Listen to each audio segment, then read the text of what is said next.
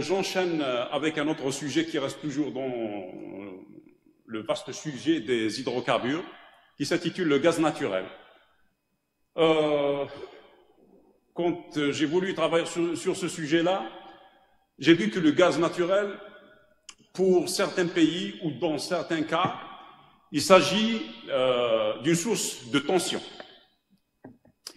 Il est la source de plusieurs tensions au niveau international. Et peut-être pour d'autres pays ou dans d'autres situations, il a été moyen de résilience à des tensions. On a déjà vécu ça, plusieurs fois. Comment ça fonctionne ça? Alors.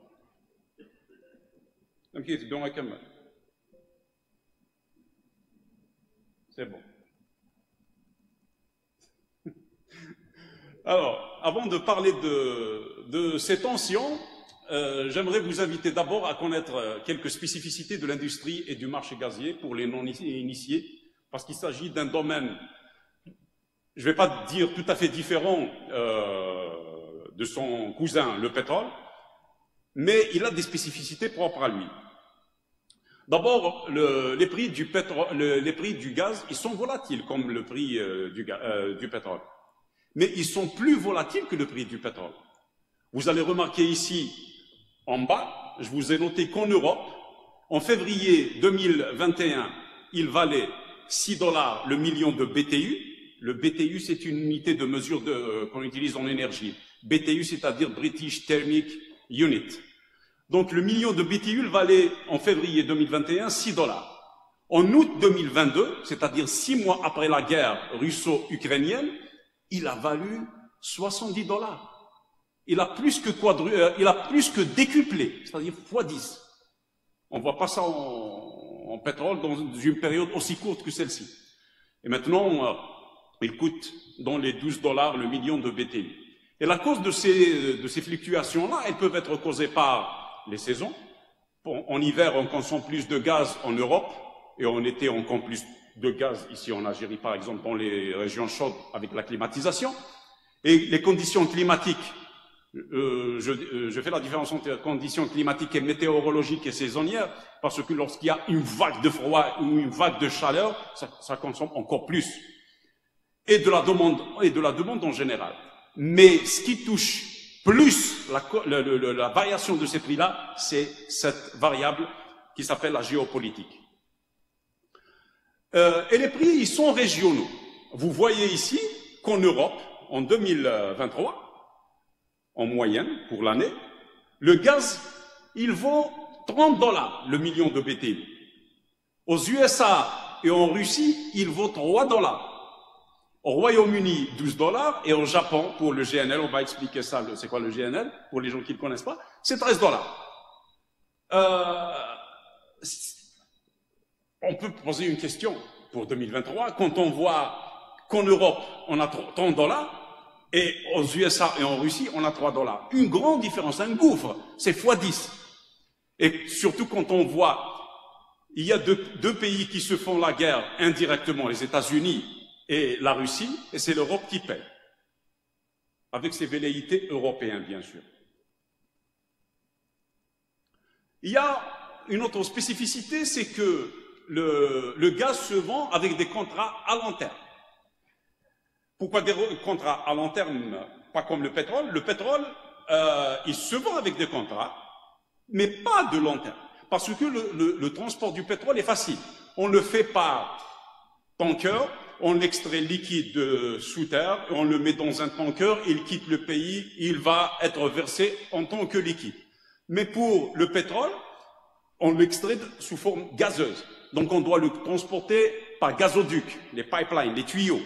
Donc on doit le transporter par ces tuyaux-là, et quand on investit dans un gazoduc, on dépense des millions de dollars, voire des milliards lorsqu'il y a de longues distances. Donc on doit avoir une certaine assurance, et pour le pays exportateur et pour le pays importateur, et les contrats, ça dépasse les 20 ans. Une autre spécificité, c'est cette dépendance aux tuyaux. Quand on est importateur ou exportateur de gaz, je suis dépendant de mon fournisseur ou de mon client. que j'ai des problèmes avec lui, ou que j'ai une amitié, ou que les prix augmentent, ou que les prix baissent, je dois assurer mes engagements en tant que fournisseur ou en tant que client. Une petite information pour le pétrole. J'aurais aimé un micro-baladeur. Alors, pour le pétrole, un tanker, quand il se balade dans des océans, quand il reçoit un appel pour le marché spot, je parle des marchés spot, quand il reçoit un appel de la part d'un client, il veut acheter son pétrole à un prix élevé, il va chez ce client, à moitié chemin, il reçoit un autre appel d'un autre client, il lui donne un autre prix qui est plus élevé, il va quitter la trajectoire chez ce client-là, contrairement au gaz. On ne va pas voir ça. L'autre spécificité qu'on a dans l'industrie gazière, c'est la logistique coûteuse. Elle est très coûteuse. D'abord, on a des pipelines qui coûtent cher. Ensuite, on a des méthaniers. Un bateau méthanier, c'est le bateau où l'on transporte le gaz sous forme liquide, GNL. LNG, c'est en anglais, hein, Liquefied Natural Gas. Ensuite, nous avons des terminaux de regazéification. Parce que quand on met le gaz sous forme liquide dans le méthanier, et quand on arrive dans le port de déchargement, on va le décharger sous forme liquide, mais il doit retrouver son aspect premier, qui était le gaz. C'est des complexes de regazéification et ça coûte très cher. Et c'est une problématique qui pose beaucoup de problèmes en Europe, avec la pénurie de gaz et le GNL qui arrive depuis les États-Unis. C'est les complexes de regazéification. Cette logistique, ce problème de GNL, vous voyez devant vous un bateau méthanier qui transporte le méthane. C'est quoi le GNL? C'est du gaz devenu liquide et qui contient principalement du méthane à plus de 90%, mais nous avons de l'éthane, du propane et du butane. Le GNL, ou le gaz, pour qu'il soit liquide, on doit le bombarder d'un froid inférieur à 162 degrés. C'est-à-dire on doit avoir une température de moins 162 degrés afin qu'il devienne liquide. Et ça coûte cher, dans le bateau. Et on aura une contraction du volume de 600 fois. J'ai un volume de gaz sous forme gazeuse. Quand il devient liquide, je vais diviser ce volume par 600. Donc on peut transporter beaucoup dans ce méthanier-là. Et sa masse volumique, elle est égale à 465 kg le mètre cube. La masse volumique de l'eau, c'est 1000 kg le mètre cube. Donc il est plus léger. Donc il flotte facilement dans les océans.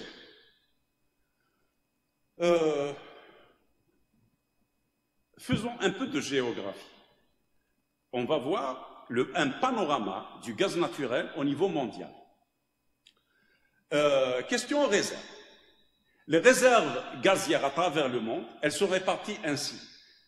Sur ces pays-là, on a ici, sur cette carte, j'ai représenté 15 pays coloriés. Ces 15 pays-là, ils détiennent les 90% de réserves mondiales de gaz. Donc il y a un quasi-monopole, ou oligopole au sens propre du mot en économie. Et vous voyez ces acteurs qui interviennent sur la scène internationale. Vous voyez notre pays, l'Algérie, qui détient 4500 milliards de mètres cubes. Il est classé, l'Algérie est classée 11e réserve mondiale, mais il y a des pays qui détiennent des réserves énormes.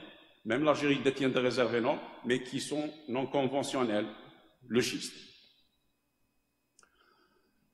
Question flux mondiaux. Vous voyez en bleu ou en rouge les flux par gazoduc et vous voyez les flux par méthanier, hein, le GNL, LNG. Les États-Unis, à eux seuls, ils représentent 25% des extractions gazières et 22% de la consommation gazière dans le monde, surtout avec la révolution du shale, du schiste, après 2006. Et vous voyez, par exemple, pour l'Australie, là, vous voyez l'Australie, elle émet seulement du GNL, elle n'émet pas du gaz pipeline. Pourquoi? Parce que l'Australie est loin de son marché. On a dit une des spécificités du marché gazier, c'est que les prix, ils sont régionaux. Le prix de l'Europe diffère du prix des États-Unis, de l'Asie. Hein. Donc, étant donné que son marché est loin, et l'Australie doit transformer son gaz en forme liquide afin de le faire transporter sur méthanier pour qu'il regagne la principale destination, c'est l'Asie, hein, le Japon et les dragons asiatiques et la Chine. De même pour le Nigeria, c'est un pays qui n'exporte que du GNL parce que son marché est loin.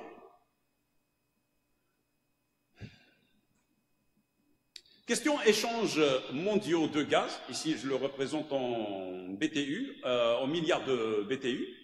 Vous voyez que depuis 2010 à 2023, quand je parle d'échange, c'est-à-dire exportation ou importation hein, au niveau mondial, ça a fluctué pour le commerce du gaz en pipeline, mais pour le GNL, ça n'a fait qu'augmenter. Donc il y a un essor du commerce du GNL.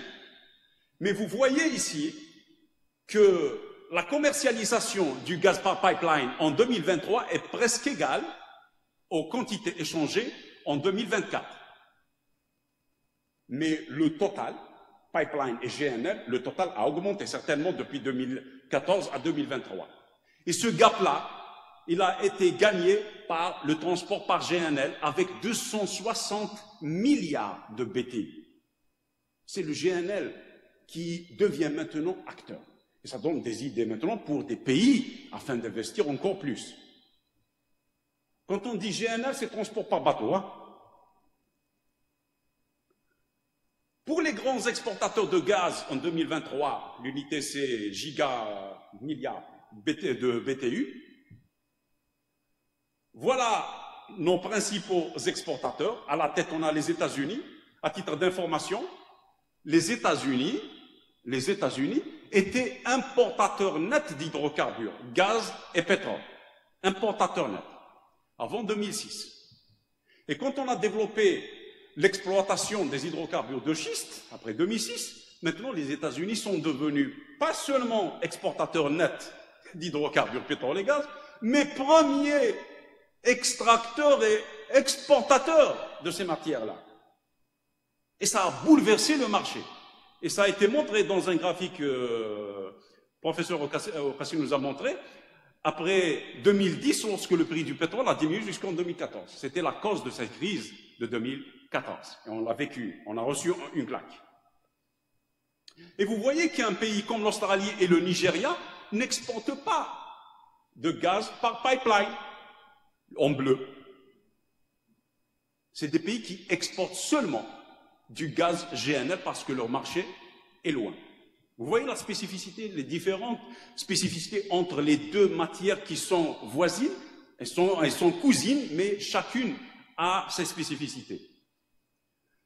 Maintenant, le gaz au cœur de tensions géopolitiques.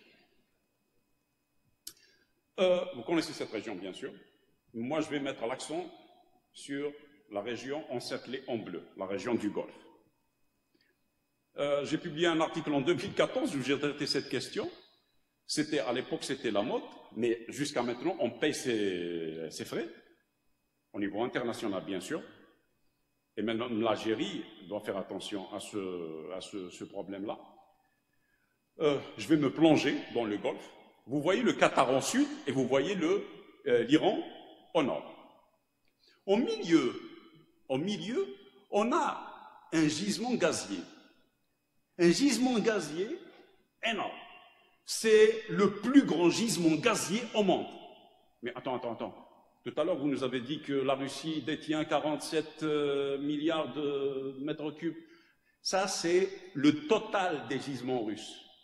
Mais ça, ici, on a un gisement tout seul, il contient 32 000 milliards de mètres cubes. Le plus grand gisement au monde. Et en plus de ça, il s'étend sur une superficie de 9700 km². Et le comble encore, c'est la profondeur pour atteindre ce gisement. C'est une toute petite profondeur, 67 mètres. Dans l'industrie pétrolière, on parle de petite profondeur lorsque ça ne dépasse pas les 200 mètres de profondeur. Ici, c'est superficiel. On ne peut même pas le considérer comme un gisement offshore, entre guillemets, bien sûr. Je fais encore un zoom. Maintenant, ce gisement, il appartient à qui? Au Qatar ou à l'Iran? Il y a la ligne qui sépare les eaux territoriales de chaque pays. Eh bien, 25% de ce gisement, il appartient à l'Iran et 75%, il appartient au Qatar. Ça revient beaucoup pour le Qatar. Et le problème maintenant de commercial et d'exploitation de ce gaz se pose avec les sanctions posées par les États-Unis sur l'Iran. Le Qatar n'a pas de sanctions, donc il peut exploiter son gaz, il peut avoir des clients, il ne va pas tarir demain, on compte des dizaines d'années, hein. Et avec la théorie abiotique des hydrocarbures, il peut tenir encore plus. Et l'Iran reste les bras croisés. Qu'est-ce qu'il a fait l'Iran? Ici, on est à la fin des années 2000. Il a menacé de fermer le détroit d'Ormuz. Je vais revenir en arrière pour vous. Voilà le détroit d'Ormuz.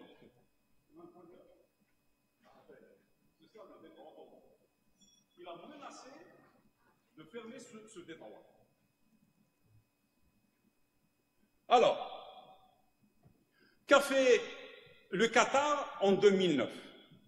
Étant donné que son marché, c'est l'Europe qui est loin, il a voulu investir dans un pipeline, parce qu'il transporte son gaz par GNL, le marché est loin. Il a voulu transporter par gazoduc.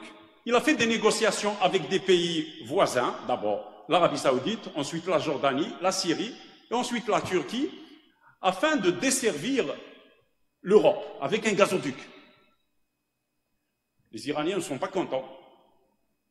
Les Iraniens, une année après, ils ont fait des négociations avec l'Irak, la Syrie, le Liban, Chypre, et ça c'est l'île, la dernière c'est l'île d'Icarion, en Grèce, donc avec la Grèce, afin de desservir l'Europe. Mais ce point d'intersection a causé un grand problème en Syrie. Peut-être que c'est l'origine principale ou peut-être secondaire, mais elle a une main de ce conflit en Syrie. Pourquoi? Parce que pour un observateur, quand il voit que l'Iran, l'Irak, la Turquie, l'Iran, l'Irak et la Russie qui font équipe dans ce conflit, et vous voyez l'Arabie Saoudite, la Jordanie et la Turquie qui font équipe dans ce conflit. C'est tracé avec ces lignes-là. Et pour le Qatar, en attendant ou l'Iran, en attendant de voir soit la ligne noire ou la ligne rouge ou les deux, afin de desservir l'Union européenne, pour le Qatar à travers le hub turc, qu'est-ce qu'il fait actuellement? Il est en train de transporter son GNL avec de longues distances en contournant le détroit d'Ormuz, le golfe d'Aden, la mer Arabe et la mer Rouge, le canal de Suez, la mer Méditerranée, et il regagne l'Europe. Ça prend beaucoup de temps et beaucoup d'argent. Maintenant, du côté européen, j'ai intitulé ce graphique « L'Europe peut-elle vraiment se passer du gaz russe ?» Parce que le principal fournisseur de gaz pour l'Europe, c'est la Russie. Ensuite, on a la Norvège et l'Algérie. Vous voyez une fluctuation, vous voyez l'augmentation de cette consommation, ensuite une baisse en 2008 avec la crise des subprimes, ensuite un regain, ensuite une diminution avec la crise pétrolière. Beaucoup ont préféré la consommation de pétrole au lieu du gaz. C'est un effet de substitution. Hein, je suis en face d'économiste, donc je vais utiliser des concepts économiques. C'est le principe de l'élasticité croisée de la demande. Lorsque le prix d'un bien substituable diminue, la consommation de l'autre va augmenter. Ensuite, pour la dépendance des pays européens pour le gaz russe, vous voyez ici le pourcentage de dépendance de chaque pays européen pour le gaz russe. Vous voyez des pays comme la Géorgie qui sont dépendants à 6%, ensuite un pays comme la France à 24%, l'Allemagne à 49%. Pourquoi c'est l'Allemagne maintenant qui paye plus la facture de la guerre russo-ukrainienne? Et vous avez des pays qui sont principalement dépendants de ce gaz russe, comme la Finlande et la Moldavie à 100%. et même les républiques baltiques, l'Estonie, Lettonie, la Lituanie, ils sont dépendants à 100%. Mais ils ont déjà pressenti ce problème qui va venir.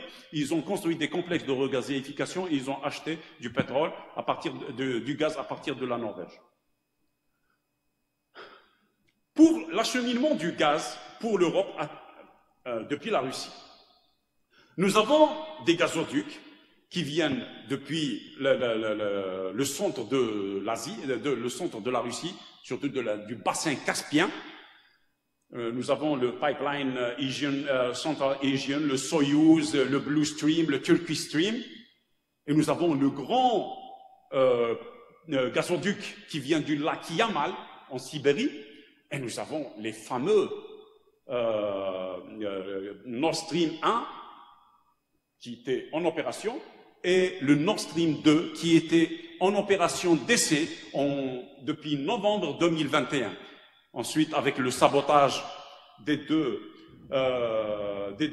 pipelines, maintenant, ils sont hors d'usage. Et ça a causé l'augmentation de cette dépendance de l'Europe vis-à-vis du gaz. Ils ont reçu un énorme choc. Maintenant, ils cherchent à avoir une certaine résilience en contactant d'autres pays et trouver d'autres stratégies pour contourner ça. Maintenant, j'ai cette question. Comment être résilient à l'absence du gaz russe? Ce n'est pas moi qui pose la question, hein. C'est quelqu'un d'autre. C'est l'Européen. Il y a une réponse que j'ai trouvée dans un journal que vous connaissez qui s'appelle Les Échos. Les Échos, qu'est-ce qu'ils nous disent? L'Allemagne est contrainte de relancer ses centrales à charbon.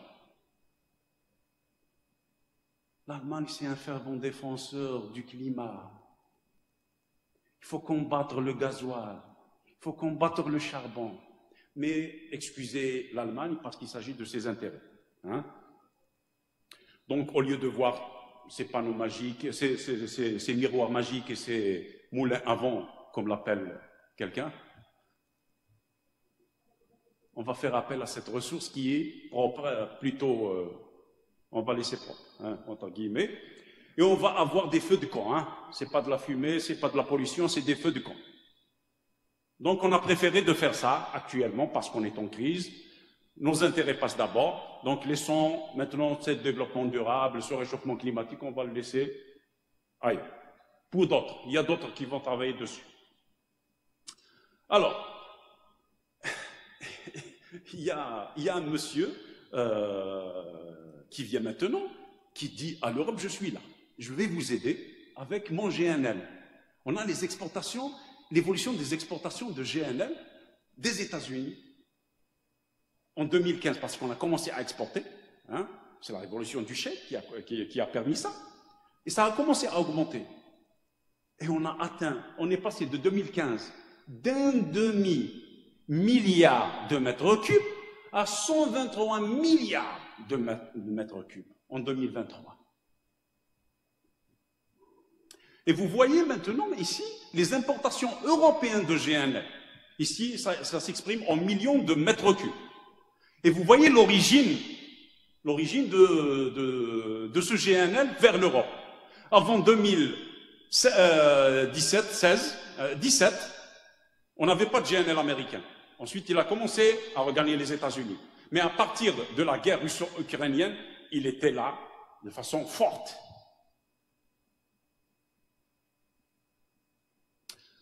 Donc, les Américains vont transporter leur GNL depuis le golfe du Mexique jusqu'en Europe en parcourant une distance de 9000 km. C'est pas rien, attention. 9000 km. Ici, je vous ai réalisé une petite vidéo. Je ne sais pas si ça va marcher.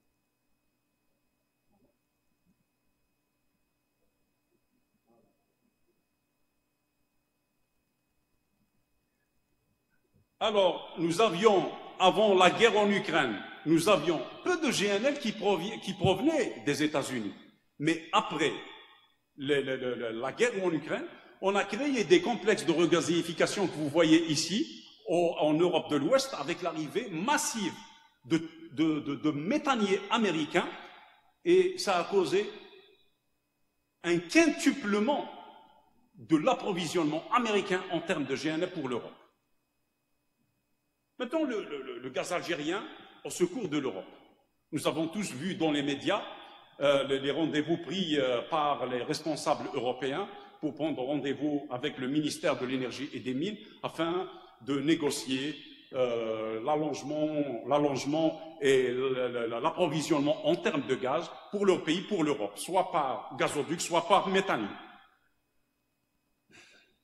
Il y a une OPEP de gaz, vous connaissez, c'est le GECF. GECF pour Gas Exporting Countries Forum.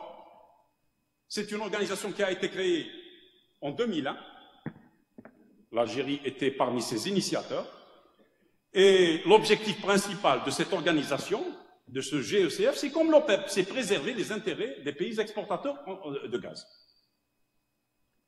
Voilà les pays du GECF. J'ai mis en bleu les pays membres et en jaune les pays observateurs. Après la réunion de février 2024, ça a changé. Voilà le changement. Ça, c'est la dernière mise à jour. On a 12 pays membres et 8 pays observateurs.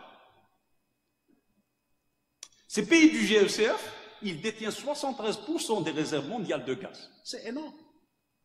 C'est les 3/4 des réserves mondiales, ils sont pour le GECF. Et ils extraient 42% et ils exportent en GNL 60%. Pour l'Algérie maintenant, nous avons les deux triangles en bleu. C'est à droite, vous avez le bassin de Ain Amnas et à gauche le bassin de Ain Salah qui approvisionne le hub de Hasirman. Et à partir de Hasirman, nous avons le Transmed qui achemine vers l'Europe 20 milliards de mètres cubes chaque année.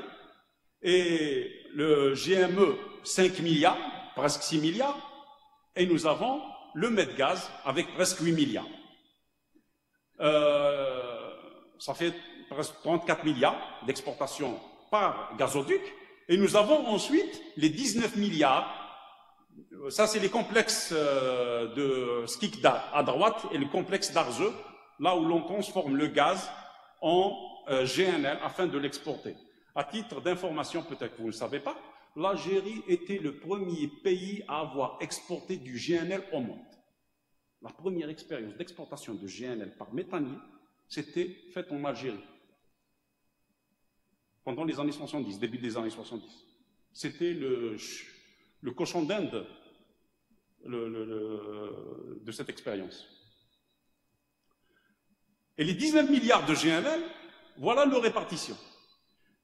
38% sont exportés vers la Turquie, 28% pour la France, 13% pour l'Italie, l'Espagne 8%, les autres pays de l'Union européenne 4%, le Royaume-Uni avec 5% et les autres pays, le dernier 4 c'est autre, hein, pas autre UE, autre.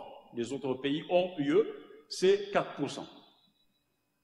Et donc, quand vous voyez Turquie, France, Italie, Espagne, vous vous rappelez des médias quand ils présentaient les responsables de ces pays-là qui venaient en Algérie pour discuter les approvisionnements. Maintenant, l'Algérie.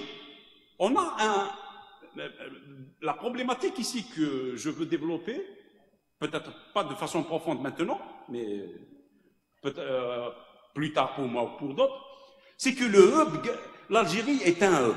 Je ne vais pas parler seulement du hub gazier de Hasirman. L'Algérie complètement peut devenir un hub pour tout le gaz provenant de l'Afrique, pour l'exporter vers l'Europe, soit par gazoduc, soit par méthanier. Même par méthanier. Pour le Nigeria, quand vous voyez le Nigeria qui exporte par méthanier, mais s'il l'exporte vers l'Algérie et qu'il soit transformé en GNL à Arze ou Stikda, il peut être facilement exporté par méthanier depuis l'Algérie que depuis le Nigeria. Maintenant, on a un pipeline en projet, le TSGP. TSGP, c'est pour Trans-Saharan Gas Pipeline. Il est en construction qui va relier le gaz nigérian et le gaz nigérien vers le hub gazier de Hasirman. Et la proposition qu'on a faite durant la dernière réunion de février 2024 pour le GECF, c'est de relier le gaz angolais avec le gaz guinéen, équatorien, avec le pipeline nigérian et regagner le hub algérien. Pourquoi je parle de hub? L'Algérie est un pays gazier par excellence. Il peut devenir pays hub gazier par excellence. La Turquie est un pays qui n'est pas gazier, mais il est un hub gazier par excellence. À retenir comme conclusion, donc le gaz naturel est une ressource qui ne doit pas être négligée pour son aspect stratégique. Deuxième, les spécificités de la ressource gazière et de son marché permettent aux pays exportateurs de jouer un rôle actif dans les relations internationales. Parce qu'il ne suffit pas quand j'ai une ressource et de l'exporter, de gagner de l'argent. Elle peut être un moyen de négociation d'autres marchés. C'est comme ça qu'on le fait.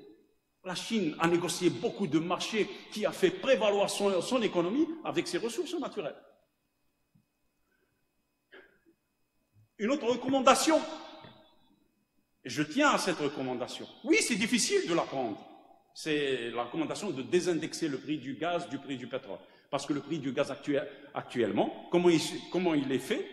À travers une formule, là où il y a une variable qui s'appelle prix du pétrole et qui prend une partie importante dans cette formule. Il est indexé au prix du pétrole. Ma proposition, c'est de désindexer le prix du gaz du prix du pétrole afin qu'il se prenne en charge lui-même et surtout avec ce qui arrive. Parce que la demande au gaz et l'importance du gaz sur le marché international, elle est très très importante. Donc, il faut le libérer de ce pétrole-là. Il est mature, classe. C'est l'émancipation. La Turquie est devenue un hub gazier avec 0 réserve gazière. Pourquoi pas l'Algérie? Et on a les moyens. La question de l'exploitation des gisements gaziers de schiste en Algérie doit être revue de façon scientifiquement sérieuse. Je mets l'accent sur cette scientifiquement sérieuse. La révolution du shale, c'est-à-dire schiste, moi je l'appelle shale. La révolution du schiste a permis aux États-Unis de s'imposer en Europe. Si les États-Unis n'avaient pas une aussi importante quantité de gaz à exporter, je suis sûr que la guerre en Europe aurait cessé après un mois d'escarmouche entre quelques soldats russes et ukrainiens. Et la dernière recommandation ou point à retenir, c'est que la question climatique et les bas prix du gaz peuvent être saisis par l'Algérie afin de renforcer son stock d'IDE européen. Quel est le lien entre ces points-là? Étant donné que j'ai beaucoup de gaz et qui se vend à $3 le million de BTU, venez Européens afin d'investir ici chez moi. Vous avez une ressource qui se vend moins cher. Et je vous remercie.